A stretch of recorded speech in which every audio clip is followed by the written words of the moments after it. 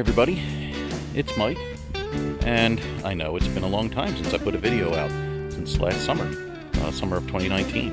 It is Monday, March the 16th of 2020, and we are in the midst of the great Corona thing of 2020, and so I have at least the next 2 weeks off of work, and probably more coming up. We'll see how that goes.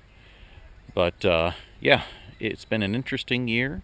I was far too busy last year to shoot a lot of video, so I apologize for that, but that's life. I still took care of my hives and everything, but I just didn't really have a chance to come out and shoot video or edit a lot of video to put up on the site. So we'll see what we can do with that with the spare time I have this year. But yeah, I got everything winterized and ready. Got my hives taken care of, got them all fed and insulated, and got everything ready to go for the winter, and everything looked really good. Trying to get this thing up. There we go.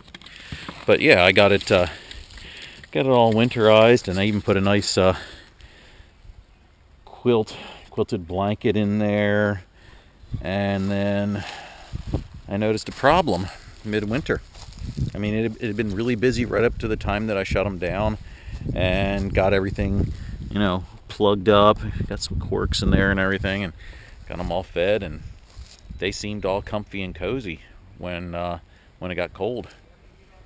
And then I started noticing that there was no activity even on the warm days, and this winter was uncommonly warm and mild. We only had one real snow come through, and that was like 2 or 3 inches of snow, and that's it. So as it started getting warmer, I noticed that there was no activity at all. I mean, normally it should have been making cleansing flights or seeking anything they could possibly find on the warm days, and they weren't doing it. So I got a little concerned, but I didn't really want to dive into the hive when it was only 35, 40 degrees out. I didn't want to make them cold, so I didn't, except just to double check food, and they were going through food. So at some point I realized they weren't going through food anymore. It was just sitting there, not getting any lower. So once it finally got warm enough, I opened up the hive, and I discovered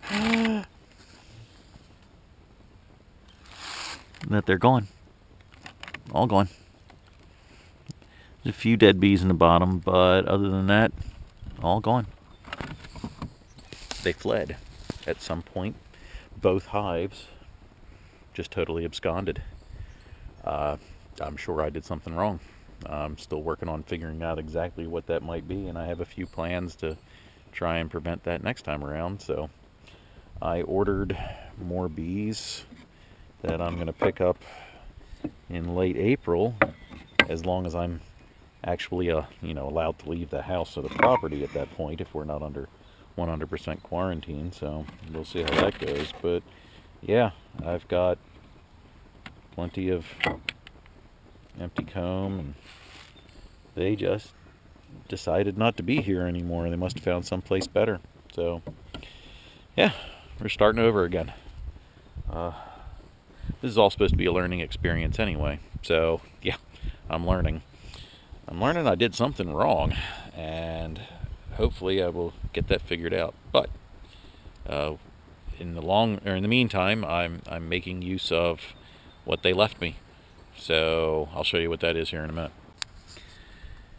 There's the leftover fondant I had in there with a screen on the bottom of the jar. There's some in both jars, so they didn't run out of food.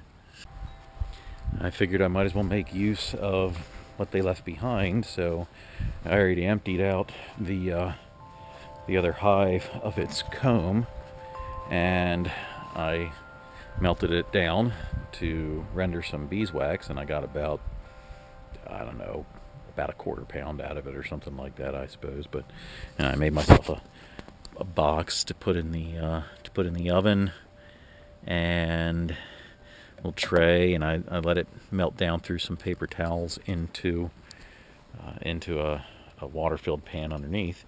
And I got a piece of wax that was about the size of a roasting pan and maybe a 1/4 inch thick or so. So I'll use that for some candles or some lip balm or something like that. And I've got this tray of gunk here, which I'm letting warm up a little bit so I can peel it off the bottom, and I'll throw it in the compost pile, because it certainly can't hurt that any. So yeah, one hive empty. And the other one, I need to go ahead and get the comb out of there too. And I think, once I get this one set of bees, I'll put it in the one hive, and then the other hive, I'm going to see if I can't either capture a swarm at some point this spring, or use it as a reserve in case I need to split the other hive. But you got to make do with what you got. And so my first year's experience with the bees was both very successful and unfortunately tragic over the winter. But hey, I'm going to go ahead and give it a go again, because those bees are around here somewhere. They found themselves someplace they want to be. And as long as they are happy, healthy, and doing their thing, then they're better off and we're better off. So, yeah, I'll give it a go again. And I'll keep you updated when I put in my new bees. See ya.